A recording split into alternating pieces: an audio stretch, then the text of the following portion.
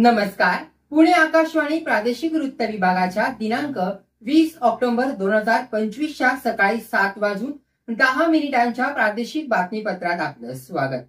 आता बातमी आहे सिंधुदुर्ग जिल्ह्यातून बेवारस रकमेसंदर्भात.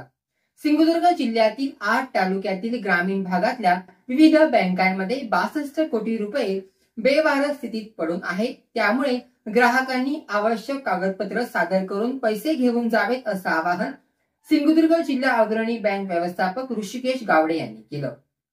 अशी बातमी आकाशवाणी पुणे विभागातून प्रसिद्ध झाली आणि जिल्ह्यात एकच चर्चा सुरू झाली, ती म्हणजे 62 कोटी रुपये रकमेची.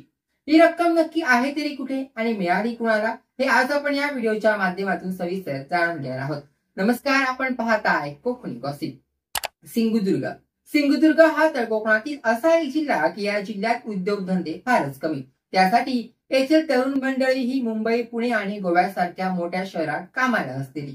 जिल्ह्याला 121 किलोमीटर लांबीचा समुद्र किनारा असला तरी मासेमारीतून पाहिजे तेवढी कमाई होत नाही असं स्थानिक मच्छीमारांचं म्हणणं आहे. गेल्या काही वर्षापासून असलेला अवकाळी पाऊस, त्यात येणारी तुफाने, वादळे यामुळे शेतकरी आणि मच्छीमार यांच्याकडे पाहिजे तेवढा पैसा नाही.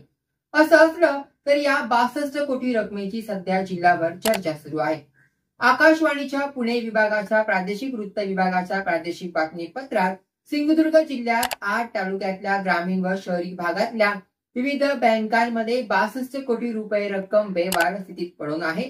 त्यामुळे ग्राहकांनी आवश्यक कागदपत्र सादर करून पैसे घेऊन जावेत असं आवाहन सिंधुदुर्ग जिल्हा अग्रणी बँक व्यवस्थापक ऋषिकेश गावडे यांनी केलं. अशी बातमी प्रसारित करण्यात आली आणि जिल्हाभर एकच चर्चा सुरू झाली, ती म्हणजे अरे बाप रे, इतको पैसो कोणाचो, आमच्या पूर्वजांनी बी दौरूक नाही मा, लोकांकडे हरशी पैसो मागलो तर देणत नाही, रडवतात आणि कोट्यानी पैसो गेली अनेक वर्षा सडता हा काय काय एक पात्रा तरी असत नाही. लोकांकडे हडे एक खाव पैसो नाही आणि हे पैसो तसोच ठेवतात. अशी चर्चा सध्या गावभर सुरू आहे. पण हा इतका पैसा नक्की आहे तरी कुठे, यावर एक नजर टाकूया. देशातील सर्वात मोठी bank state bank of India मधील 28,832 खातेदारांच्या नावावर 13.5 कोटी रुपये आहेत.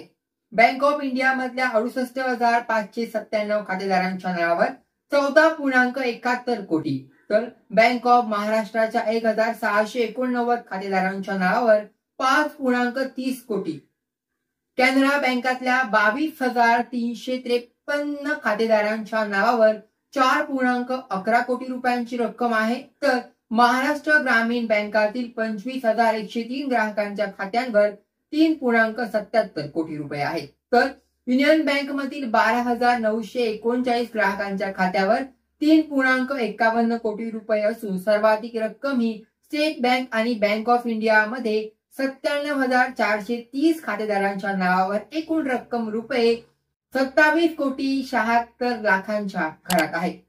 महत्वाचं म्हणजे गेल्या 10 वर्षापासून हे खातेदार आपल्या बँकांतील ठेवींकडे फिरकले सुद्धा नाही आहेत.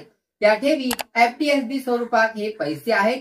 केंद्र सरकारच्या वित्त विभाग व रिझर्व्ह बँकेच्या निर्देशानुसार 1 ऑक्टोबर ते 30 डिसेंबर या कालावधीत जिल्हा अग्रणी बँकेच्या पुढाकाराने ग्राहकांसाठी जनजागृती मोहीम राबवण्यात येत आहे. खातेदारांना किंवा वारसदारांना ही रक्कम काढता येईल किंवा ती नूतनीकरण करता येईल, यासाठी संबंधित खातेदार किंवा वारसदारांनी आवश्यक त्या कागदपत्रांची पूर्तता करणं गरजेचं आहे. एकीकडे कोणी उसने 10 रुपये जरी मागान घेतले तरी तो कधी देतलो याची हुरहुर मनाकडे बाळगणारो आपलो साधो सुधो कोकणी माणूस इतकी कोट्यावधींची संपत्ती कशी काय विसरू शकता, होच एक मोठा प्रश्न असा. यासोबतच मी या हडेत राहतोय. कोकण आणि गोव्यातले असेच गॉसिप बघूच्यासाठी तुम्ही मात्र हडेकडे काही जाऊ नका, बघत रहा कोकणी गॉसिप.